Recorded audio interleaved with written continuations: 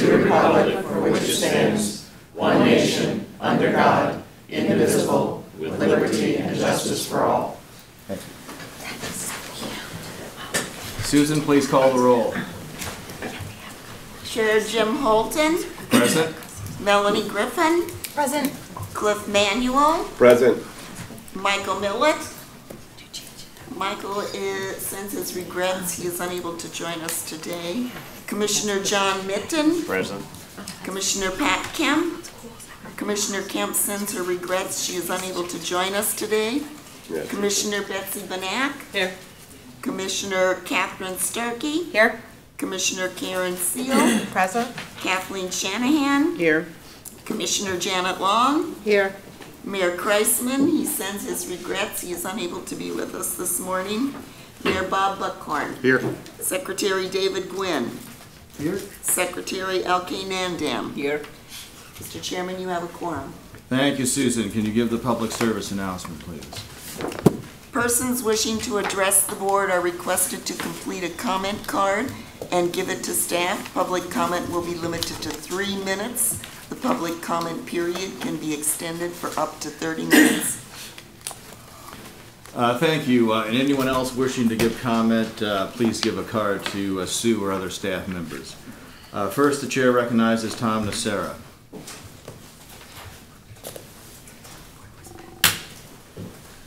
Thank you and good morning, everyone. The first thing I would like to mention is my appreciation for our new executive director who took the time to come to Clearwater a couple weeks ago and be briefed on what our transit system could mean to the Tampa Bay region. And we look forward to continuing conversations with David Green, and as well as any of the rest of you who would like to be briefed on the latest news regarding the SkyTran technology.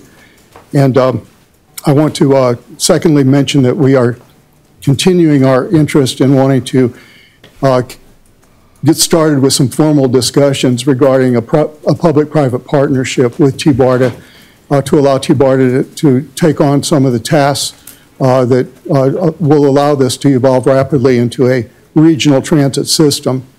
I'm sitting on some news right now that I'm not able to disclose to you in a public setting, but there are developments with SkyTran that I think, if they come to fruition, will be very encouraging to our region in particular. And I just want to let you know that as soon as I am able to go into more depth on that, I think that you'll all find the news very exciting. So thank you. Thank you for your time. Thank you, Tom. Anyone else wishing to make public comment? Okay, none being heard, I'll close public comment. We now turn to consent agenda items. The first item is Move approval. Second. of board prior minutes. Thank you. There's been a motion, a second. Any further discussion? All in favor signify by saying aye. Aye. Aye. Any opposed? Minutes are approved. The next item is the 2019 TBARTA board schedule meeting. Has everyone had a chance to review that? Move approval. Second. Been a motion, a second. Any further discussion? All those in favor signify by saying aye. Aye. Any opposed? Meeting schedule is approved. We now turn to item 5, action items. First up, the chair recognizes Bill Johnson. Jones. Thank you, Mr. Chairman, members of the board. On behalf of the Citizens Advisory Committee, I present the following report. We met on December 5 at the HART Administrative Offices. Ms. Shanahan, again, thank you for allowing us to use these facilities. A quorum was present, and we welcomed our newest member, Mr. David Goodwin from St. Petersburg. We also welcomed Mr. Green. It's good to have his report on his initial priorities. Thank you. The committee also reviewed and voted unanimously to recommend approval by the TBARTA board of the proposed draft resolution designating as the region's #1 transportation priority the reconstruction of the intersection of I-275 and 60. I wish I would have written that a little bit better, but we're in favor of the resolution.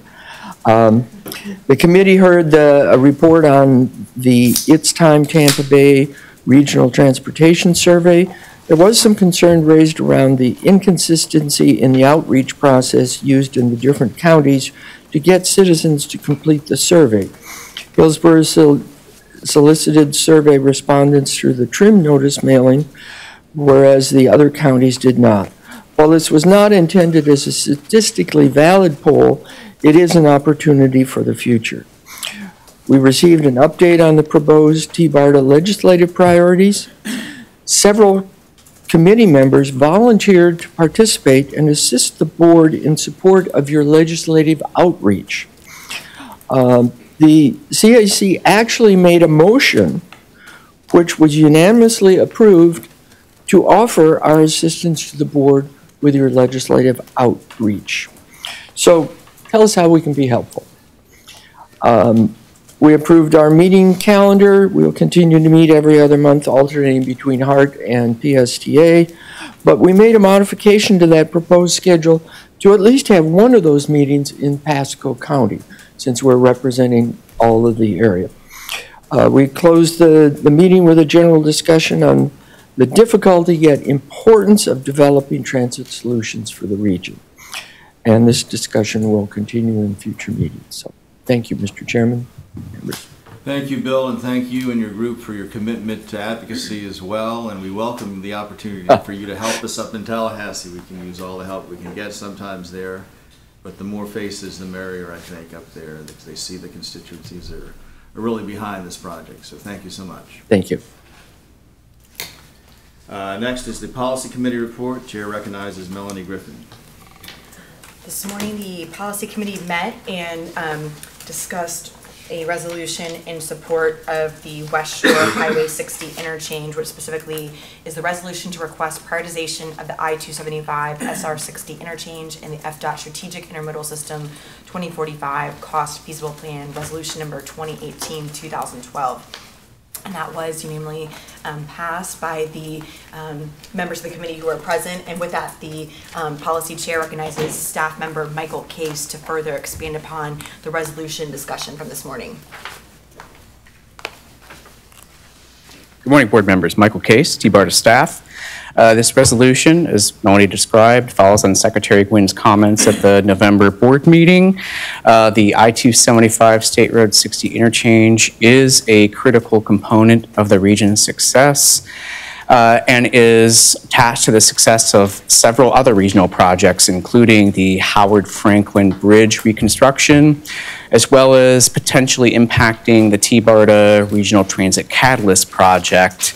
While that is currently planned to go underneath of the interchange, there could be impacts if this project is not properly aligned, that there could be bottlenecks affecting service performance and reliability. Staff is recommending approval of the resolution, and we'd be happy to answer, along with Secretary Gwyn's, any questions you might have. Yeah, I had raised a question. I knew I wasn't going to be able to attend this morning, but I had raised a question, and I just want to make sure before I voted in favor that this, in fact, the CIS is only for District 7, because I felt if I was voting for a priority without having feedback from my board, I got a little bit nervous about that. So I just wanted confirmation that I am not, in fact, offsetting any other priority that might be in District 1 when it comes to a CIS priority. That was my concern. And we'll let Secretary Gwen obviously answer that. We did, just so you know, staff provided your email to the committee, and we did raise your questions to Secretary Gwen before we passed it. And I should also note for the board too, as you're considering this, that the one friendly amendment that was given to the resolution was to enhance the number 1 and 2, if this is passed, under the now therefore, to make that clear later. But with that, Secretary, I think you're probably the best person to answer Commissioner Benek's questions. Yeah, no, the CIS funding is prioritized on a statewide basis. It's not district by district. What we're really trying to do is we're trying to bring the money that was taken away back into the program. And 2 years ago, the central office, when they did the CIS allocations, because of the controversy around the Tampa Bay Express project and program at that time, took about I think it was about $700 million out of the work program that was supposed to be for the West Shore interchange to start in 2022. And really the message I got back was, when you guys get your act together and decide you can all agree on what you want, come back and we'll look at it. And so that's where the effort has been, and I can list them all again, but I've got about 20 different, either all the county commissions, city councils, MPOs, basically transit agencies, everybody saying this is the #1 regional priority for the Tampa Bay region. I'm not exactly sure where the money would come from. I know where it went. It went over to Orlando for their I-4 Beyond the Ultimate. But I'm also hoping through some other,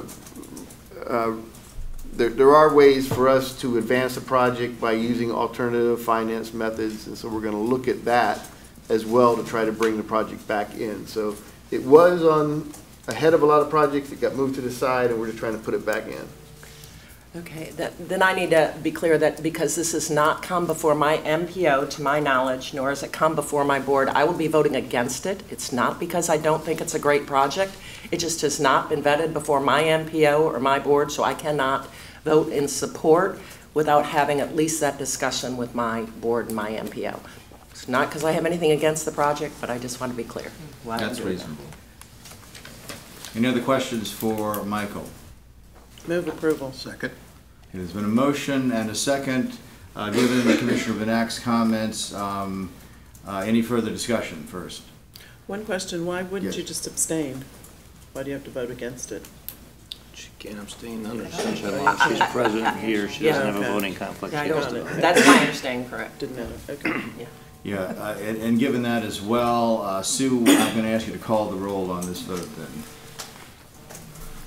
Chair Jim Holton, Yes? Melanie Griffin, Yes. Cliff Manuel, Yes. Commissioner John Mitten, Yes. Commissioner Betsy Banak, No. Commissioner Catherine Starkey, Catherine, yes. Commissioner Karen Seal, Yes. Kathleen Shanahan, Yes. Commissioner Janet Long, Yes. Mayor Bob Buckhorn. Yes. You have a 9-1 vote, motion carries. Thank you, Susan. Melanie, any further report from the Policy Committee? No further report other than the proposed public schedule for the policy committee meeting. It was recommended that the meetings on Black Friday and Good Friday be changed, but otherwise our meetings will go on as scheduled, with the next one on January 11th if there's business to be considered. Okay, thank you. Thanks for that report. Any questions further of Melanie for the Policy Committee? Sir, we did Yes. elect the chair and the vice chair. Oh, right. Yes, so I will continue to serve as chair. I forgot about that. And I accepted for Cliff to continue to serve as vice chair in his excused absence this morning. So we'll continue in those roles for next year. Cliff, a lesson to be learned: if you're absent, you're going to be elected to something. So. Congratulations, Cliff. Thank you very much. I appreciate the support. All right, next item is the chairman's report, and we have 2 action items under this, and I am going to recognize David on the first one, which is the renewal of the interlocal agreement between TBARTA and PSTA. Yes, thanks, Mr. Chair. You may recall that the board authorized a contract on June 22nd with PSTA for grant administration services. In the 6 short weeks that I've been here, that has proven to be an extremely beneficial agreement. PSTA staff, many PSTA staff members have taken the time to meet with me personally and explain the support that they are able to offer TBARTA, and have delivered on that support and assistance many times already. It is a tremendously valuable agreement, and one that I would certainly like to continue, and I recommend without reservation renewing the agreement with PSTA. Thank you. Any questions of David on that? Yeah. I don't have a question as much as I have a comment for the minutes, because my concern about only extending it for 6 months is, as long as PSTA is administering the grants, I feel that it would be really inappropriate for them to all of a sudden just be marginalized and no longer involved. And to that end, I don't know if you, Michael, or Debbie, have any indication about whether or not by June, the feds will have approved TBARTA to become a designated recipient of those dollars? Do you know? Do you know where they are in the process? Good morning, Board. Debbie Leas, Chief Financial Officer at PSTA. As far as the designated recipient, we are partway down the path. I'm not sure where we will be within 6 months, but our goal is to get the organization both technically and financially capable to be able to do that. We've worked hard on a lot of the policies, procedures to get them to that point, but I'm not sure where we'll be in 6 months. All right, so then, thank you very much. In that, I'm going to support it today. Don't be surprised if you don't hear me talk about it again in June, because I definitely think that there's a huge responsibility there that we have to be prepared to assume if they're not going to be involved. Oh, yes. Why don't we amend that to say until we are able to be a designated recipient? That would make more sense to me than having an arbitrary timeline.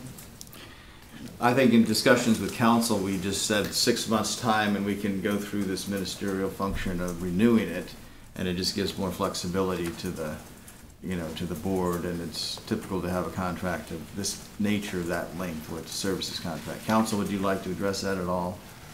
I mean, we have multiple options. We could have no ending date in it and just have the ability to terminate it with written notice.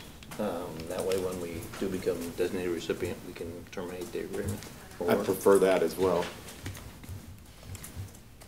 Termination with notice. I mean, that just makes a lot more sense to me. Yeah.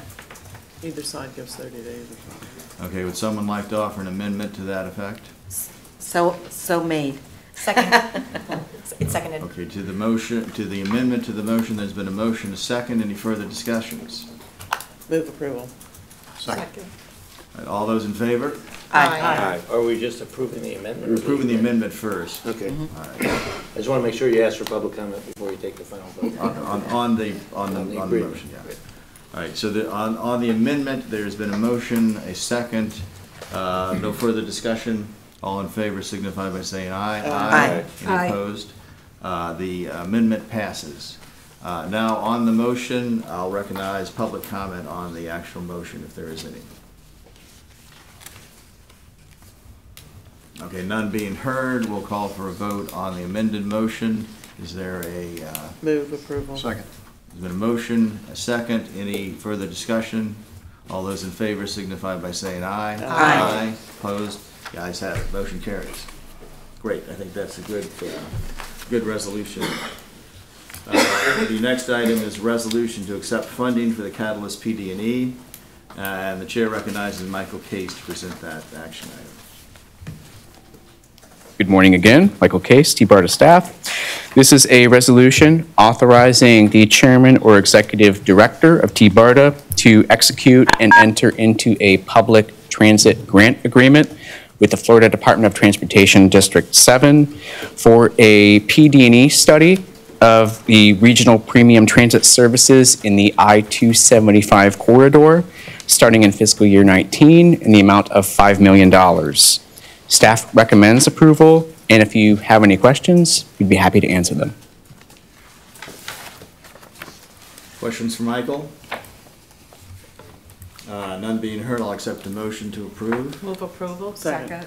Been a motion, and for the record, who seconded Karen? Been a motion, a second. Any further discussion? All those in favor signify by saying aye. Aye. Aye. Opposed? Thank you. Ayes have it. Motion carries. We now turn to the Finance Committee report. There was no December meeting, but we are having a meeting right after the board meeting today, so we will we'll report the findings of that or any recommendations at the next board meeting. Under that category, though, there's a designation of the Finance Committee as the Audit Committee, and the chair recognizes Alan Zimmett to discuss that. Thank you. State statute requires that the board designate an audit committee. The purpose of the audit committee is to assist the board in selecting an auditor to conduct the financial audit that is done annually. The audit committee specifically involved in the process, will be involved in the procurement process, providing guidance to staff in terms of the evaluation criteria, and then making a recommendation to this board as to which of the respondents to the RFP they would recommend and in what order. So this board at this point needs to appoint an audit committee. Our recommendation, staff's recommendation is to appoint the finance committee as the audit committee. And if the board follows that recommendation, then when the finance committee meets us after the board meeting, they will be discussing the evaluation criteria for the RFP. That will be including the RFP that'll be going out on the street to get an auditor for next year. So moved. Second. It's been a motion, a second. Any further discussion?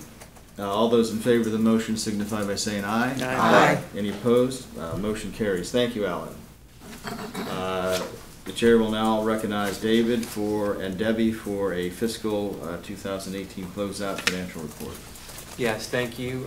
We met earlier this week with Debbie and our accountant to review the unaudited FY18 financial statements, and Ms. Leas will review that information with us this morning. Okay, thank you very much. You probably have a lot of paper at your places. What I'm going to be looking at first is your one entitled Draft Fiscal Year End 2018 Financial Performance Report. And this has I feel like Vanna White, but this has a little table at the very top of this, and it should be in your package. This is a draft of where we are for fiscal year end 18. And I think as we go through the coming months, I'll be coming back to you with some suggestions and recommendations. Because when I look at numbers, I expect them to tell me a story.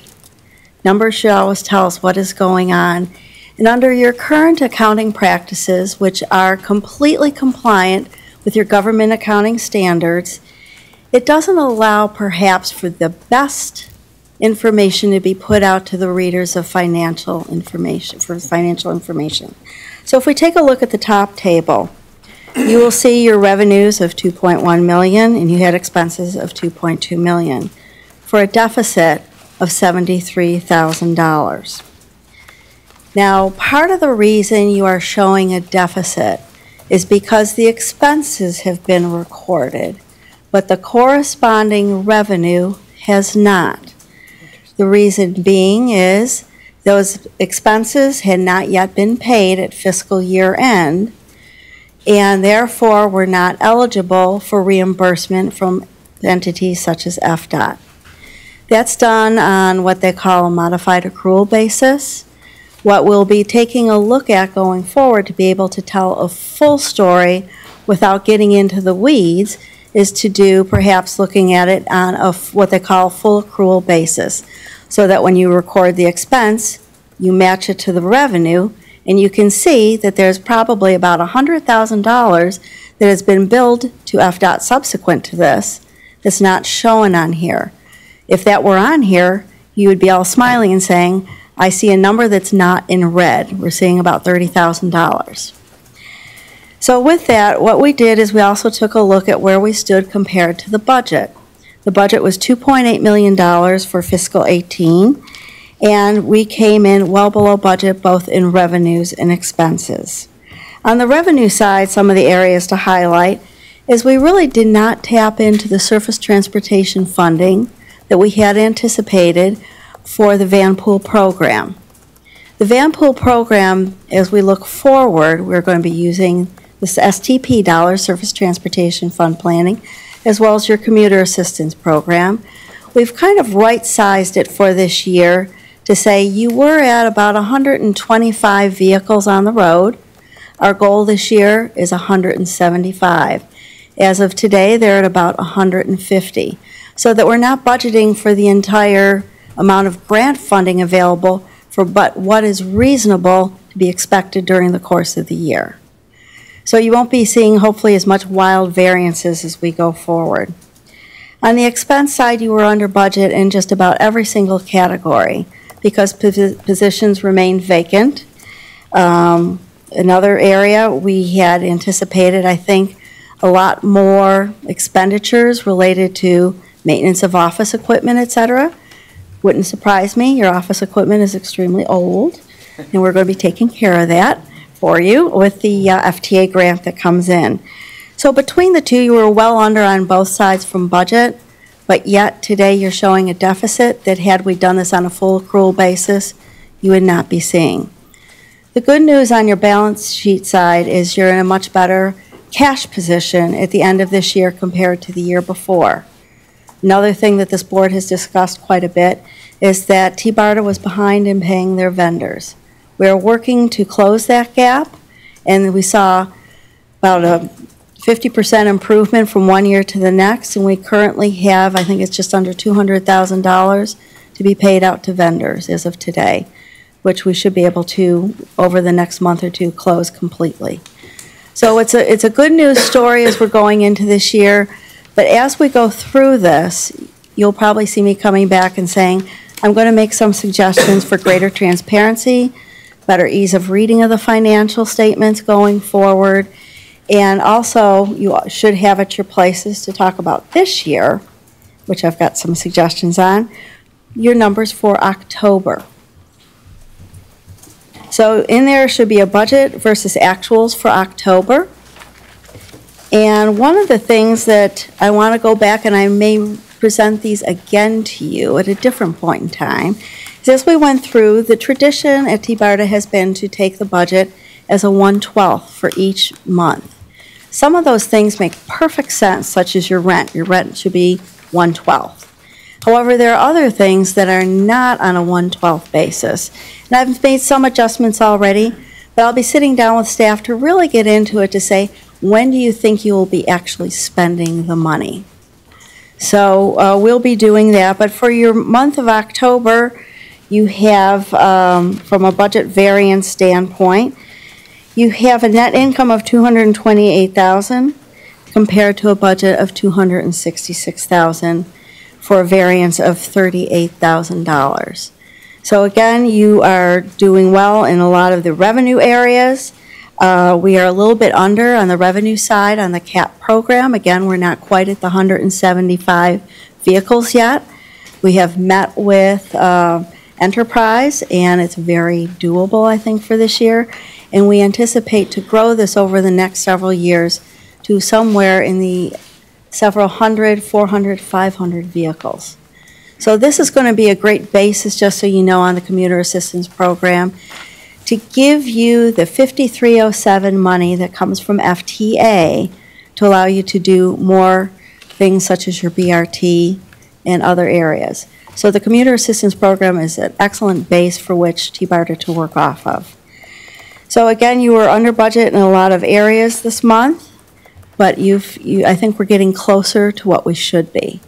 And again, I may come back to you and say I've changed the budget for October, November, the next time go around so you can see a better picture. Are there any questions related to the financials? And again, these are not final for September. We'll be back to you again. Debbie, I have one question, and thank you for that observation about the methodology of reporting. And I would certainly be in favor of jumping to the accrual method as sooner than later, especially coming up for a reauthorization from the legislature on some funding too. Right. I hate for those guys to see a bunch of red all over our balance sheet. Could that be done, transitioned in a timely fashion, or how timely could that be done? We can come back to you with a new accounting policy at the next meeting. We can do that. Yeah, I think if there's a general consensus in the board, we would direct you to make that proposal for the time, yeah. All righty. Thank you. Questions for Debbie? Mr. Chair. Janet? Yeah. Thank you for that excellent support, and it's lovely to see that we're finally getting in control of our finances. That makes me very happy. I don't see anything in here, though, that tells me where we are with our website. We were going to go out on an RFP to enhance our website and make that much more informational and transparent for our citizens. Not only our citizens, but those of us that are working on policy and trying to respond. There's just so little there that's really got any substance to it. David, did you want to address So, that? I'm sorry, I misdirected my question, I apologize. Not a problem. That was actually going to be part of my report in a few minutes, but we did review PSTA's contract with FKQ for their website redesign and determined that we can in fact piggyback off of it. We have already reached out to FKQ and have developed a scope of work. We're in the process of refining that and finalizing it, which will allow us to then issue a task order to them. Our budget this year for website work is $50,000, so we're ready to move forward with them very soon, probably within the next week or so, as soon as we're able to work that agreement out and obviously send it through legal review. But we want to get them started on making improvements to the website as soon as we can. Thank you. Very good news. Great. Any Any other further questions? questions for David or Debbie? Well, thank you very None much. being heard, thank you so much for that report. Do we have to approve that report? There's no, that's just a report, no approval necessary. The next report is from the Legislative Subcommittee, and there was no December meeting. I think, Janet, you sent a memo around that because of that. So do you have anything to report now at this point? No, just that we have our state legislative affairs folks here. Well, I thought I saw them here. I don't know where they went, but we are working with them on scheduling appointments in Tallahassee and here locally, and we've had several opportunities to introduce David to everyone. Our county had our joint legislative meeting just 2 days ago, and David came and I did introduce him, so he got to see most of the members of the delegation. And we've had a conversation with Senator Galvano, who is committed to bringing back that $1.5 million that we need for sustainable revenue. So we're starting off in a good place. We just have to make sure we dot the i's and cross the t's going forward. Wonderful. Betsy. Yeah, speaking of dotting i's and crossing t's, we do have our legislative delegation meeting in Manatee County, December 19th. We're having it early. And so I would like to have whatever packaging material we might have for that meeting so that I can We do represent. have a little cheat sheet, and Debbie, could you please make sure that Brad gets that to Commissioner Benak so that she is prepared with exactly what we went forward to ask about. It's the legislative ask for the state on one side, and flip it over and you'll see our ask at the federal level as Great. well. Commissioner Starkey. Our legislative delegation meeting is December 17th, so Do you want the same we cheat would sheet? ask the same, and if you're free, we'd love to get It's you on my on. calendar. Okay, great. I Then will be we'll there. take that sheet. Are you coming to ours on the 9th? Yes. Oh, okay, great. Yeah, could be both. Then you can hand deliver it. Yeah. Do you plan to speak then? Are you going to be on the agenda? I believe so. Okay. You have to get on the agenda relatively early, just to let you know. I don't remember what the deadline date is, but they do. Who's the chair? Chair of the legislative delegation? That's a darn good question. I I have am no not idea sure what it is. who is chairing the legislative Could you delegation. find I out will and let absolutely him know find out, so let that he you know. knows? And I'll let you know the deadline too for submittal to be on the agenda. Okay, thank you. Okay. Terrific. Great. Good job. That's the end of the report, Mr. Chair. Any other questions? Probably be helpful just to have the cheat sheet sent out to everybody, because we're all kind of in the same Yes. thick of things. Exactly. Are you listening, Debbie? I'm writing a note to myself. Cheat sheet to everybody. Full board. Thank you. I hesitate to use the term cheat sheet. I'm just following Commissioner Long's. Commissioner Long's white paper. I couldn't think of another appropriate word. If you can think of one, feel free to. Focused agenda. Well, there you go. Well, as a brief aside to that, Commissioner Long is rapidly becoming the expert in the nation on sea rise. So maybe she can give us a presentation at a future meeting on that. I'd be happy to, because I would like to bring our memorandum of understanding to the TBARTA board and see if they might be willing to be one of the first quasi-government agencies to sign on. Because if you think about the future of public transportation and how, while we're moving in that direction, there's an opportunity to lessen our carbon footprint, it pretty much impacts everybody and everything. We look forward to the presentation. I can't commit to the vote. Well, I know that, but at least you gave me a heads Gotcha. up. That's great. Thank you. All right. The next report is Transit Management Committee report, and there was no December meeting, so I assume there was no report to be had on that, Dave. No, I have no report. Okay. The next item is an information item. It's going to be a report on its time Tampa Bay survey results, and the chair recognizes Rich Clarendon from the Hillsborough MPO.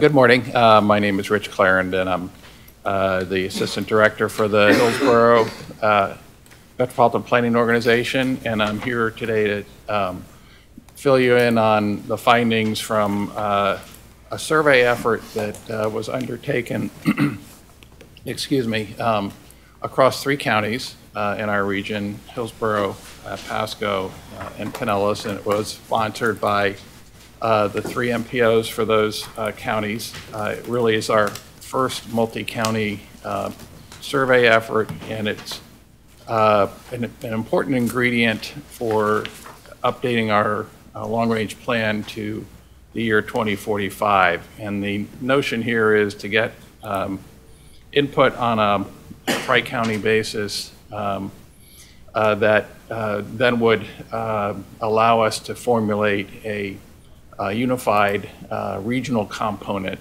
to our long-range plan. So at least from a regional standpoint, we'd all be on the same page and speaking the same message.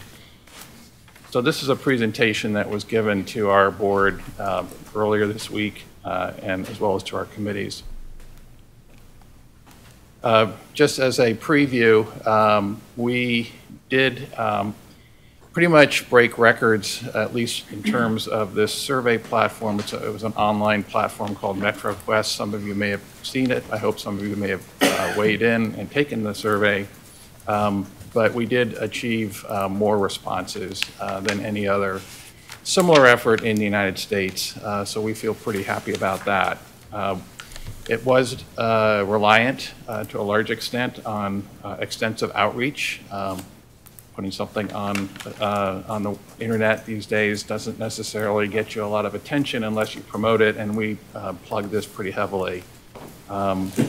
The top line results really, and it should come as no surprise to anybody, but what we heard loud and clear from the public is do something about traffic jams and give us some alternatives to driving. So I think that's a message that resonated with our board, and I'm pretty sure would be supportive of your aims as well. Secondarily, we also heard from the folks that participated in this survey that we should try to rein in continual outward growth or sprawl and look to reinvest in our neighborhoods. So as I said, this is one step of many as we update our plans to the year 2045. Part 1, which we are wrapping up this year, is to look at growth concepts, and I want to make sure I emphasize that this was not just looking at transportation. We also tried to take into account desired development patterns throughout the region. We will take this and use it as I said, a regional framework for updating our plan so that we have a chapter or a component, if you will, that is the same in all 3 MPO long-range plans. We are on a timetable to get this done and use this as an ingredient to put us in a position to adopt a plan by November of next year. So over the next 11, 12 months, we will be focusing quite a bit on funding and affordability, which is an important part of the MPO process. So as I said, we spent a lot of time trying to get the word out. We did pretty much engage in a full court press using social media, lots of meetings across the region with various and sundry groups. We attended events, the home show, for example, at the Florida Fairgrounds. We used some earned media and paid advertisements in publications of record. In Hillsborough, we went to the trouble of putting a notice in our flyer and our trim notice that goes out in August. And that was really an effort to reach as many households and business owners as we could. So we did hear back from quite a lot of people. 61% through mobile devices, 53% using their phones. 34 of the visits to this survey website came from social media, and you can see the statistics there. We also had a fairly robust partnership with our media partners, both print advertisement as well as radio stations. We, as I said, made a host of presentations. In Hillsborough alone, it was probably around 80 plus different events or meetings, some of which, not everybody has a mobile device, so we did do this in a paper form as well. And we even translated it into Spanish and held some of those meetings in Spanish. So what were the results? First of all, everybody should recognize this is not a statistically valid survey in the sense that it's self-selecting. So it's not like we're getting a random sample of households. You had to go and want to participate in this endeavor. We did, however, spend a fair amount of time making sure that we were getting input from all quadrants of the three counties, looking at some of the demographics as they came in. So in the midpoint of our survey effort, we did realize that some areas we were not hearing from, and we retargeted our efforts to generate response from those areas. Just in terms of the raw numbers, we had almost 18,000 visitors to this website, and roughly over half of the folks who visited actually took part and participated, and that's pretty outstanding for a survey of this nature. 10 to 20% is considered good, so we felt like we hit it out of the park on this one. We did get in the final analysis over 9,500, almost 9,600 valid responses. And as I said, that is a record in the United States for this survey platform. This just shows you how the survey responses came in over time, and it was a 2-month effort starting in August and running through September to October 1st. And typically you see responses accelerate up and then sort of plateau. In this case, though, we just kept building. So we felt like we were, getting the message out and getting responses. So these were the feedback we got from each county compared to population. Population is shown with the red bars. So Hillsborough was a little overrepresented, and the other counties a little underrepresented, but generally proportionate to population in the 3 counties that were surveyed. We broke it down by zip code, and we asked folks to volunteer their zip codes as well as other demographic information. That wasn't a requirement, so not everybody gave us that information, but you can kind of see the distribution of zip codes, both in terms of where people reside as well as where they work.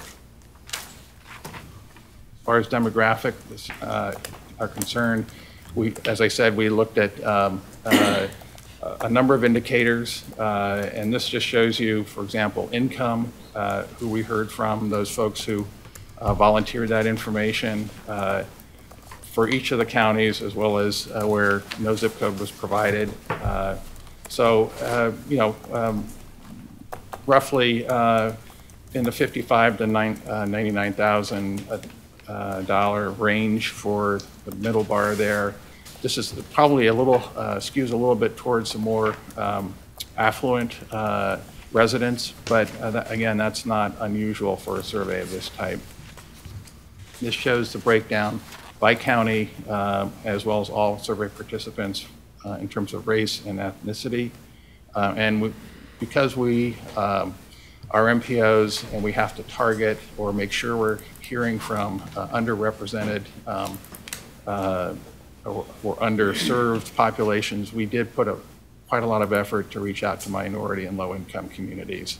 And I think in Hillsborough, at least, we did, hear back from roughly 28% of the population who meet those or fit that into those descriptions. So we feel pretty good about that as well. We asked in this survey about three things. One was priorities. In other words, what is important to you? We also asked them to weigh in on three different transportation scenarios, transportation growth scenarios, which I'll explain in a minute. These are not plans per se, but they're sort of exaggerated futures, if you will, designed to elicit some response and give people the opportunity to consider some trade-offs. And then last but not least, we also asked folks to tell us about specific elements or components of those scenarios. So in terms of the priorities, these were the options that we gave folks, and we asked them to select their top five priorities. So as I said, and it really came as no surprise to us really, in terms of the top first tier, if you will, traffic jams and providing alternatives to driving. Heard that again and again, both in terms of the multiple choice responses as well as comments. Secondarily, people value open and green space, and they are looking for shorter commutes. There are some variation between the counties. So for example, in Pinellas, the first priority there was alternatives to driving over traffic jams. And they also ranked storm vulnerability fairly high, which is really no surprise being surrounded by water. That message about sea level rise and resilience, I think, is coming in loud and clear. Pasco County, their third priority was shorter commutes. Again, that's really no surprise. As far as the scenarios are concerned, and I do have a board that describes them, and this is exactly the pictures and the descriptions that were provided to folks. The first scenario was focused on new technologies such as driverless cars, as well as incorporating rapid bus on shoulders. This got a sort of an average or neutral rating, if you will.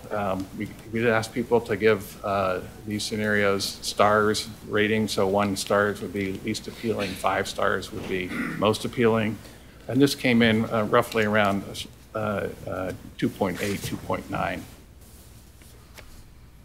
Scenario B focused on express lanes, including tolled express lanes and sort of a beltway around the urban core, if you will.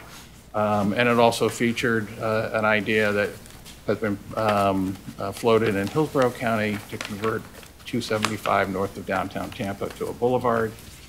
This generally was not regarded as strongly, and so most of the folks who weighed in on this gave it a 1 and 2 star rating. Scenario C was the one that was transit focused, and by far this was highly supported across the 3 county areas. And I think it goes right along with the emphasis on folks wanting alternatives to driving. Looking at the individual elements, we asked folks to weigh in on 4 different categories, what should be in the plan. So this really was allowing us to drill down into the individual ingredients that make up some of those scenarios, and to help us determine what elements should be considered as we put together what we call a hybrid scenario or hybrid plan.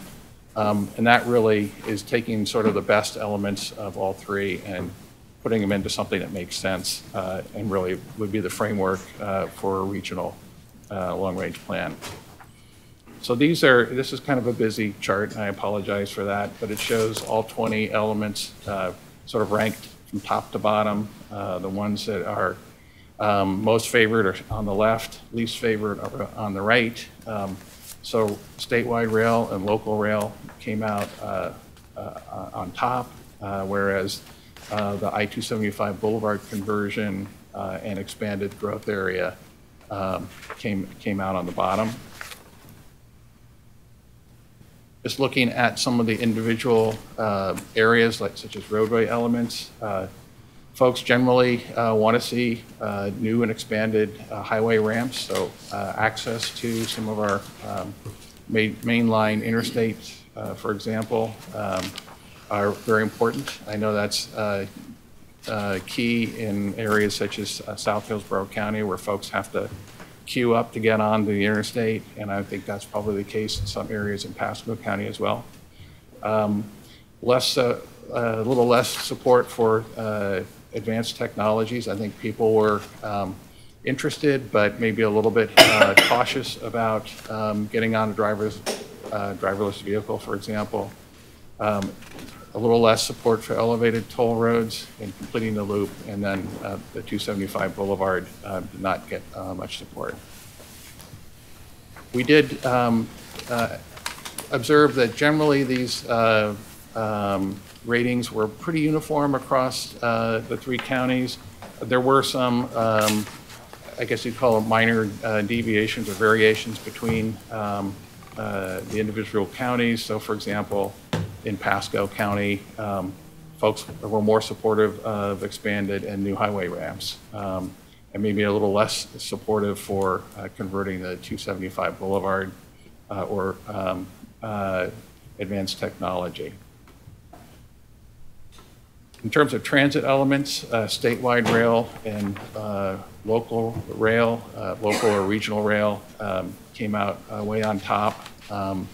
A little less supportive, but still generally favorable towards Express BRT and Water Ferry, and then more neutral ratings on expanded ride sharing.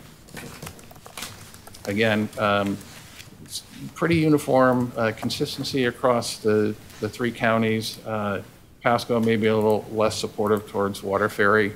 That shouldn't come as a surprise. I'll have to work on that. It's just a longer ride.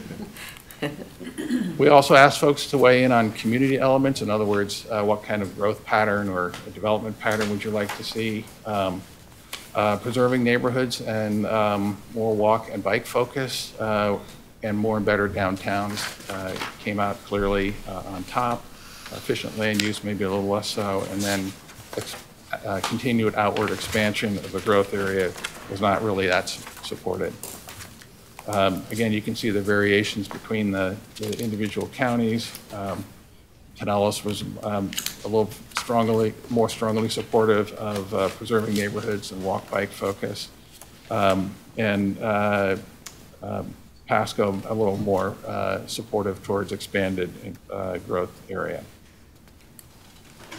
We also asked folks about funding. Wanting people to start thinking about if these are things you want, how should we pay for them? So the folks who participated in this were supportive of taxes and fees for rail, a little bit less so for funding improvements in certain districts with special district fees, more or less neutral on taxes and fees for buses and new lanes with tolls, and then a little less supportive for taxes for new roads. Again, these are the deviations, or variations, I should say, between the counties. Pinellas a little more supportive on taxes and fees for rail. Pasco a little less so. So what are some of the key takeaways for us as we put together our long-range plans? We certainly got the message that preserving neighborhoods, the community design elements, more and better downtowns, and efficient use of lanes had more positives than negatives. More negatives than positives, the 275 Boulevard conversion and the expanded growth area. You can see the more positive than negatives for the individual transportation elements. Rail, very supportive. Some ambivalence on, this is where maybe their ratings were split or sort of in the middle. Completing the Beltway loop around the region, expanded ride sharing, and taxes to fund buses. So what are we going to use, use these takeaway messages for in terms of developing a regional hybrid scenario? These are the things that we think come out of this. In terms of growth and land use elements, strong encouragement for local government comprehensive plans, policies that would reinvest in neighborhoods, strengthen downtowns, and create more downtown-like places, and minimize outward growth. As far as transportation elements are concerned, consider the options for incorporating rail into the plans. So for example, in terms of statewide rail, we know we have a private outfit, Virgin Trains USA, also known as Brightline, proposing to extend rail from Orlando to Tampa. That should be a component of our plans. Streetcar expansion is one way of getting rail into the plan, at least in Hillsborough County. Other rail or fixed guideway transit, there's support for that, and including express bus and BRT connections. We should continue to explore elevated express lane projects. That's a possible strategy for the downtown Tampa interchange, which is undergoing a environmental impact, supplemental environmental impact study now. It's a possible strategy in Pasco County in the State Road 54, US 41 interchange area. And then look at exploring elevated express lane projects between those two areas via I-75 and I-4, but not I-275. We also feel that tolls may be an option, but should be considered more for congestion management purposes rather than as a revenue-raising mechanism. Focusing on bottlenecks. This is one of the key things we heard. Do something about traffic jams. So looking at new and expanded interchange ramps. Don't ignore walk and bike modes because they are important and we need to address them, particularly from a safety aspect. Public support was low in terms of the 275 Boulevard conversion. And then demonstrate how new technology, maybe not necessarily driverless vehicles everywhere, but connected vehicles, vehicles that talk to infrastructure and vice versa. That's something that we ought to consider where it's realistic and can be done safely. So there's a whole lot more to this that's posted online. We delve into a lot of details, and if you're interested in the findings for your areas, we're certainly happy to provide that. And if there's questions, I'll try to answer them now. Questions? Great presentation, and thank you for that exceptional appreciate it. report. Thank you. Appreciate that. Next, I will recognize David now for the Executive Director's report. Thank you. I have several updates for you, the majority being procurement related. We've been extremely busy over the past month trying to advance several initiatives. First being auditing services, which was referenced earlier related to the Finance Committee being the Audit Committee. RFPs will be issued later this afternoon, and we anticipate proposals being received and evaluated over the next several weeks, which will be in time for us to have a recommendation ready for the board to consider award of a contract at next month's meeting on January the 25th. Next procurement we're working on is for federal lobbying services. We received 6 proposals this past Wednesday on December the 5th, and those proposals were distributed today to the evaluation committee.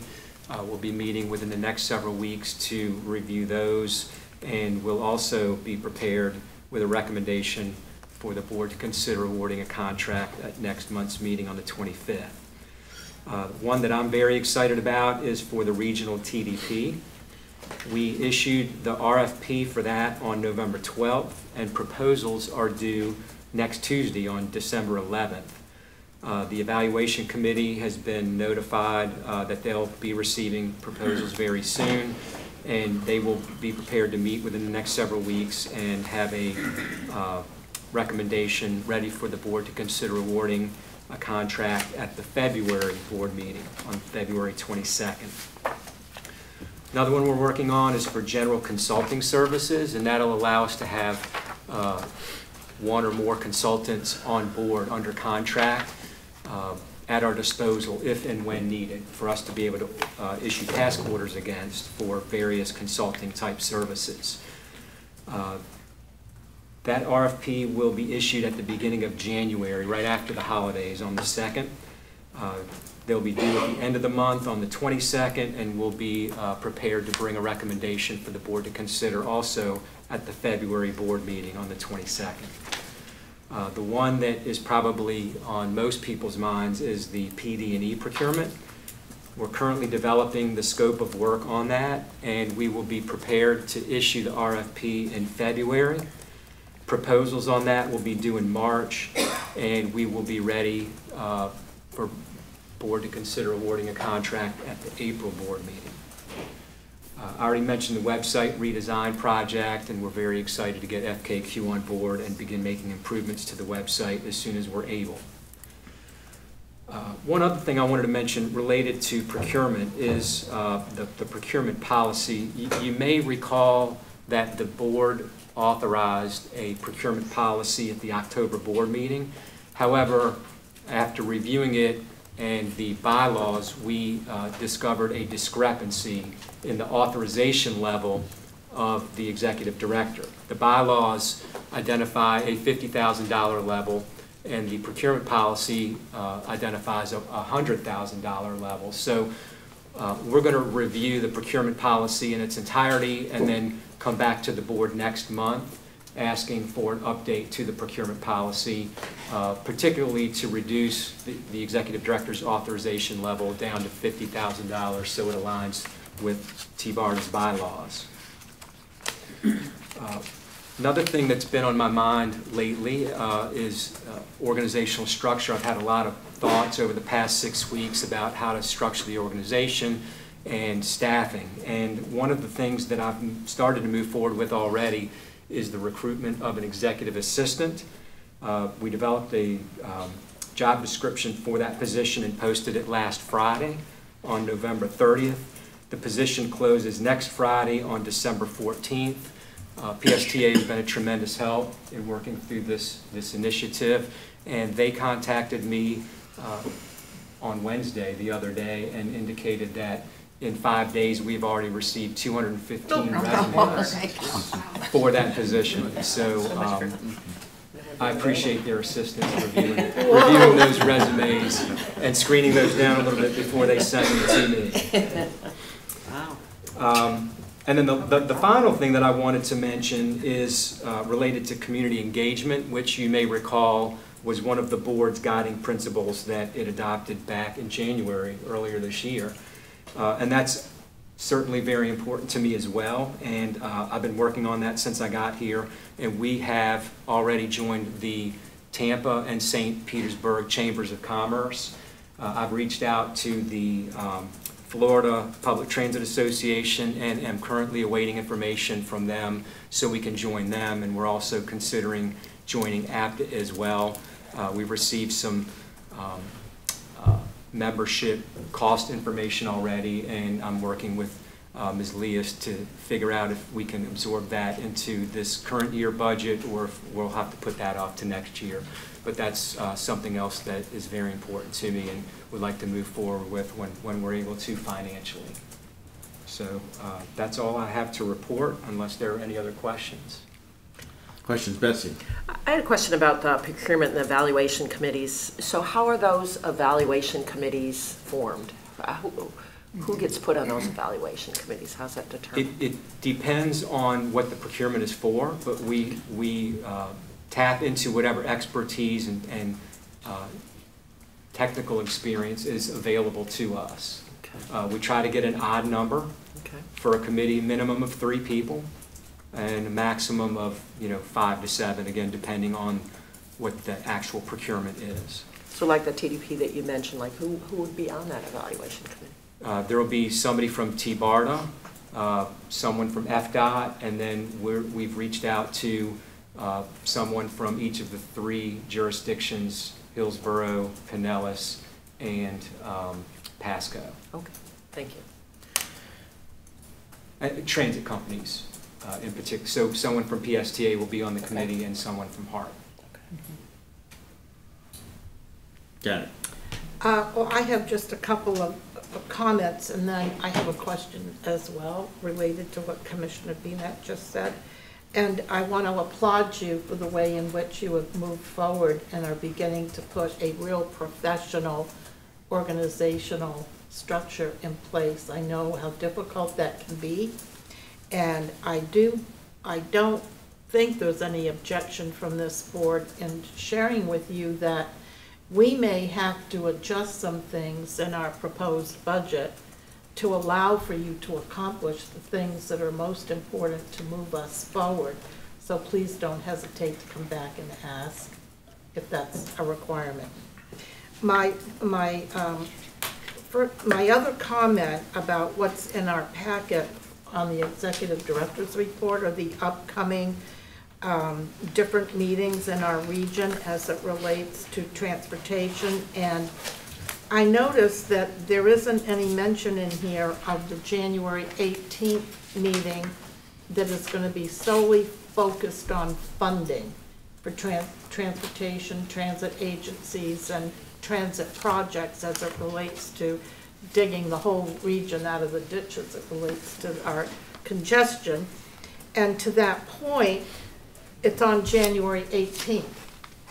And on January 18th, I see that there's a policy committee, a legislative committee, and a finance committee for TBARTA. And that's not going to work for me personally because that funding mechanism or funding workshop that we're going to have involves all 3 counties, TBARTA. Who else is in that mix? PSTA, HART, and I think I already said all 3 NPOs. So that's a really important meeting, and anyone that's interested in transportation funding, I think it's really kind of going to be important for somebody to be there, and especially as it relates to the different pots of money at the federal level. Those of us that have served, I know Commissioner Seal has, on MPOs, you know that that is a really complex, very labor-intensive and mind-intensive educational leap to make to understand it all. And so I'm going to be over there. And hopefully someone from here will be as well. We did identify that conflict, and as a result, we moved the dates for the committee meetings to the 11th of January. Oh, good to know. Because we are very interested in attending that meeting as well on the 18th. Excellent. I didn't know that. And obviously Doyle can get the message. So. My last question is, as it relates to the valuation committee on the RFP for the federal procurement that we're going out for, I think that is a group that really is much different than what your normal evaluation committees are made up of, because so much of that work is relationship driven, and that there's got to be some knowledge of the work we've already done in that arena, as well as the relationships that we've already built, as well as, I'm not sure if Debbie's the right person to put this in place, but the successes that we've already achieved from the federal government as it relates to transit projects in the area. So I would surely hope that whoever it is that's making those decisions about putting those folks together understands that that's really a critical piece of what the criteria should be for who sits on those evaluation committees. I just had to say that publicly because I think it's just so critical. Well, to that point, I think those considerations were all reflected in some of the review that David has gone over with me on some of the committees and so forth. And they're a diverse and very talented group of folks from all of the stakeholders involved. So. At what point will the board be made aware of who those folks are? Oh, I'm happy you can disseminate a list of the evaluation committees if you want. Okay. Board members are welcome to attain those, but since we'll be voting on them, we are not directly to be participating in those staff discussions, as is typical in most government agencies. Is that reasonable? You can disseminate a list of who the evaluation people Thank you. Okay, sure. Other questions? My only comment on that, and I think there is sensitivity around the around any lobbying because it's contextually important in terms of experience and relationships to Commissioner Long's comments. Is the plan to bring 1 or 2 or 3 in a recommendation of a prioritization that the board could then review? And I know that's how we handle it at HART. They bring the top 2 recommendations and then they present to the board from a perspective of their value when the board does the vote. I think that's probably in line with what the normal evaluation committees do. Okay, great. Thanks. Other questions? I will comment, great job to echo Commissioner Long's comments. You've done a tremendous job of hitting the ground running and taking charge here and moving things forward. I think we're on the exact timetable that we anticipated when we started the project and approved the Catalyst project. So congratulations on a job well done. And we look forward to rolling out next year and really getting moving on this. Final item of business, is any new business to come before they go to the order? Commissioner Starkey. Just to comment that I will not be here on January 11th. I'm finally taking my last advanced commissioner class, and I have to be in Gainesville that day. So. Well noted. Any other business comments? None being heard, I'll accept the motion. Move to close. Second. Motion adjourned. Meeting adjourned. Oh, everyone, there'll be a finance committee meeting to commence in, say, 5 minutes. It's 3 or 4 Janet? taking 3 years. That's a dangerous thing to do. Janet and I each have 1 class left. No, I promise not to hit anyone. They teach you how to be a commissioner? That's so cool. Well, it's not to teach you. Janet, how long is that meeting going to go? You learn